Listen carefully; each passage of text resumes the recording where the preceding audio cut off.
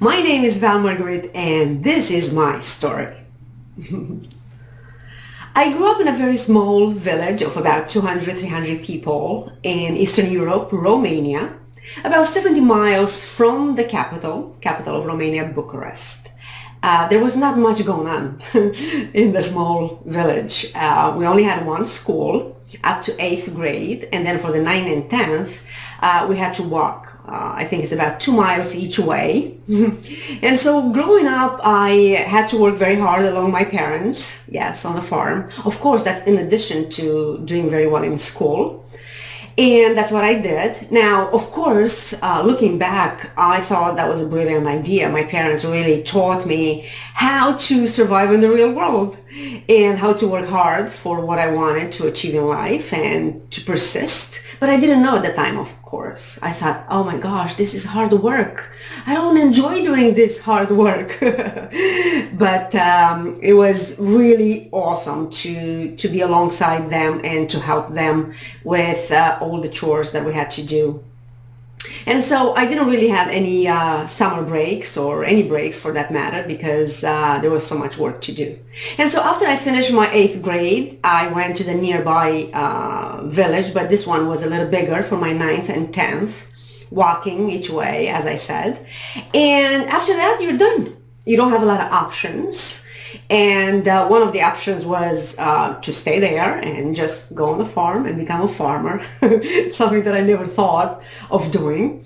Another one was to really figure out my way and leave the village and go to school or just go to work, which many people did at the time. And so one of my high school friends was already working at a factory in a nearby town about 40-50 miles away.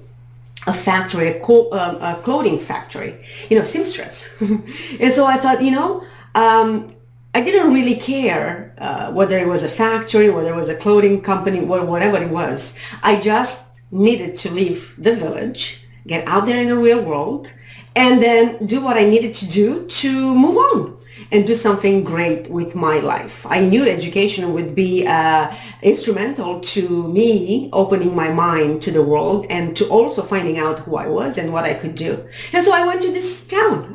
In fact, I remember I went with my dad and we were told that you can't begin working here because you are not 16 years old yet. 16 years old, oh my gosh. And so we had to go back and wait a couple of more months for my 16th birthday, and then we went back and long story short, I started working at a factory and I became a seamstress. My first job, yes, a seamstress. But again, that was not my goal. My goal was not to become a seamstress. Just like any successful people these days, when we look back, you have to do what you have to do to get to where you wanted to go. And so I started working at the factory as a seamstress at 16 years old. My shift was from 5 a.m. to 2 p.m. Yes, and then I had to go to school at night to finish up my high school, grade 10th and 12th. And so for the next 3 years, I was in this town on my own at 16 years old, working in a factory as a seamstress, sewing clothing. And then go at 5 a.m., going home at 2 p.m. and getting ready for school at night to finish up my high school. So as you can see, I was very determined and very persistent. Once again, thanks to my parents. Thanks to them for teaching me those skills at the time. After I finished my high school, 3 years later, I moved away. I moved away to the capital. Now I had a high school degree. I thought, I can do better. And so I moved away and I held all kinds of jobs, better jobs. I met, people, and I grew up quite a bit and very fast. And in 1996, I had an opportunity to move away, far away, to move to the United States. Now, of course, my parents, raised me to really be strong and independent. After all, I left at 16, and they thought, it's your life, and if that's what you wanted to do, go for it. I think we did the best we could, and I think you're ready. You're ready to explore and find out what it is you want to do with your life, and that's what I did. And so when the opportunity knocked, I took it. I knew that's probably my only opportunity to leave everything and to really explore and just go after my dreams. And so I did. It was very difficult and I sacrificed a lot, but I suppose that's what you do in life. If you want a better life, better opportunities, you have to sacrifice. There is no success or achievement of any kind, no matter how you define it, without sacrifice. And so in 1996, I left my family and friends behind with a couple $100 in my pocket. I don't even know if I had that much. With no clothing, really, what clothing? I didn't really have any clothing. I moved across the globe and I arrived to the United States. The best decision I have ever made in my life, because that changed everything. And so I still remember arriving at Miami International Airport. I was so excited. I didn't have anything but big dreams. My head was about to explode with the dreams. I was so excited because I thought I made it. I know this may sound, really foolish to some, but I thought I really made it, because if I am here in this country, I knew it's up to me to do whatever I wanted to do. If I work hard, which I was not foreign to, right? Working hard as a child, working hard, and if I don't give up, which is necessary to achieve any goal in life, if I stay open and learn from people who have achieved what I wanted to achieve, if I ask for help, and as I learned, the American people are amazing at helping you, especially when they see you are a hardworking person, you are persistent, and you will never give up. They help you. And that's what I've done. So I started working from a retail store as a sales associate, which I didn't really like, once again, but that was not my goal.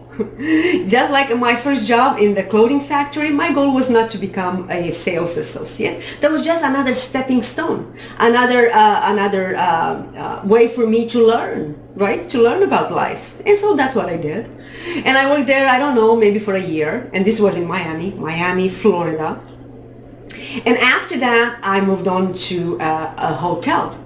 And I worked at a hotel, I don't know, maybe for a couple more years. And of course, at as a front desk hotel, that was so awesome for me. You know why? Because I met so many people from around the world. So there I was, opened to people from around the world, to cultures, to ideas. I loved it. And one day, just as they say in education, right? When the student is ready, the teacher appears. One day, this couple walks to the front desk asking for a room. And there I was. I was so happy to greet them and to help them and to make their stay very comfortable. And so the gentleman asked, "Hey, where are you from?" I detect an accent. Of course, 20 years ago, my accent probably was a little bit more pronounced than it is today. So I said, "Well, Romania." "Oh, yeah." He said, "That's what I thought. I am from Bulgaria." And so I know my people when I see them. And I was so excited. And of course, this couple, Sharon and Dimitri, came down to Miami from Wisconsin hunting for a house. They wanted to move down here for, to buy a house. They had their own business and they wanted to move down here.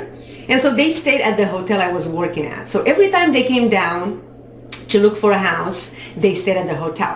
And so with every stay, we got to know each other and we became closer. And I suppose I made a good impression, because one day they asked me if I could join them for dinner. I was like, "Oh my gosh, this is amazing. Yes, of course." I knew that's an opportunity for me to learn. There was this couple, a Bulgarian and an American, highly educated. And now they had their own business.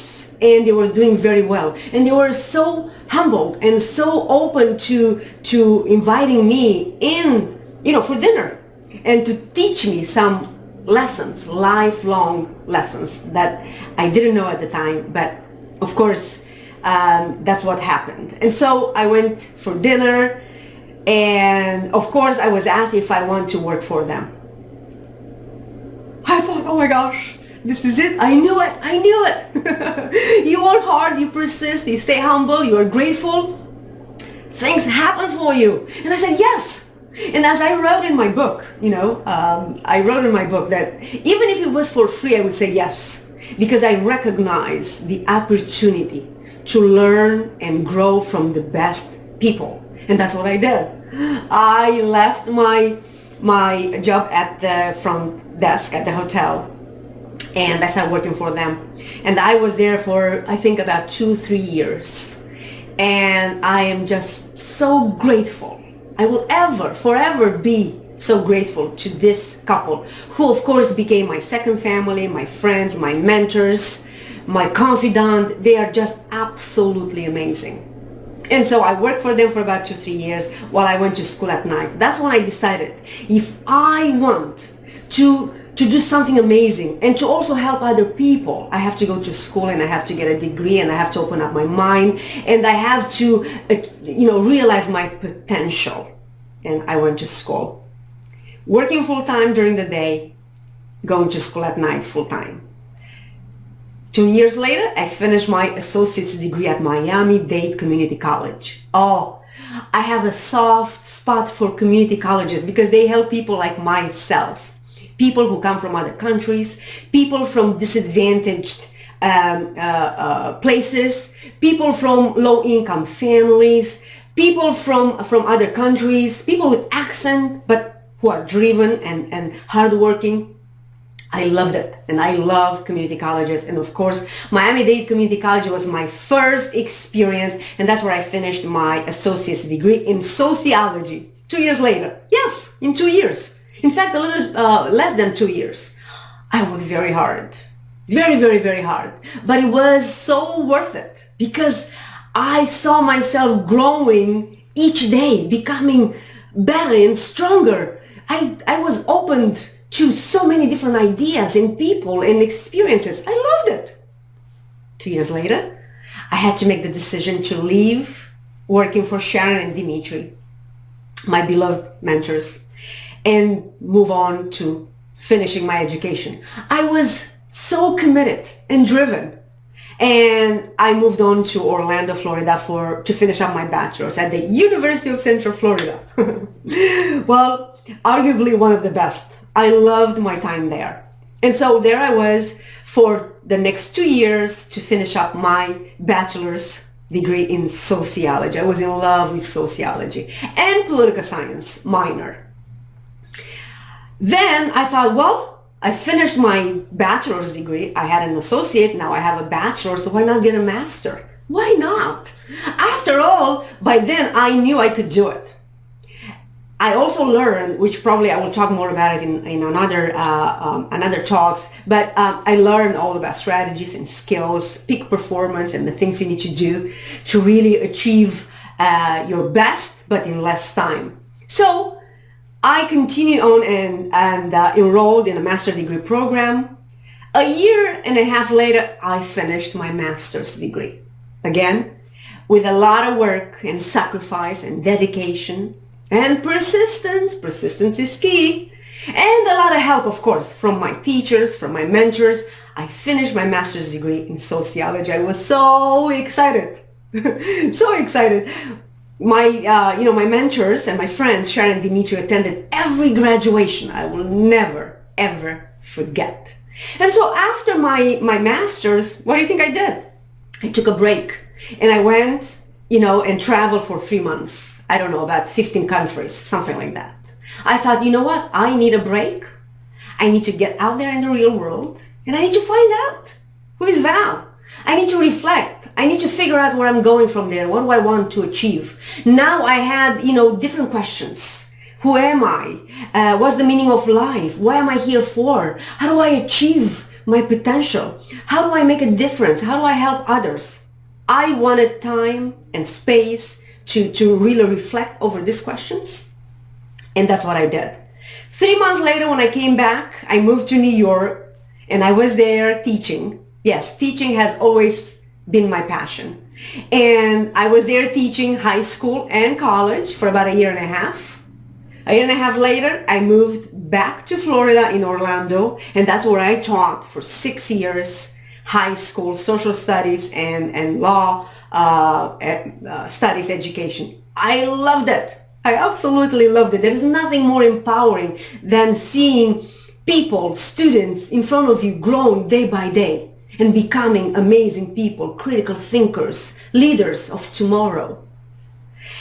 And I was teaching now for about 40 years at this high school, and I decided, you know what? I think it's time to go back to school. Yes. Why not go back to school and pursue a doctoral degree? Yes, you heard me. A doctoral degree. You know, my parents didn't have an education. In fact, my dad only went up to 8th grade, I believe, and my mom never went to school.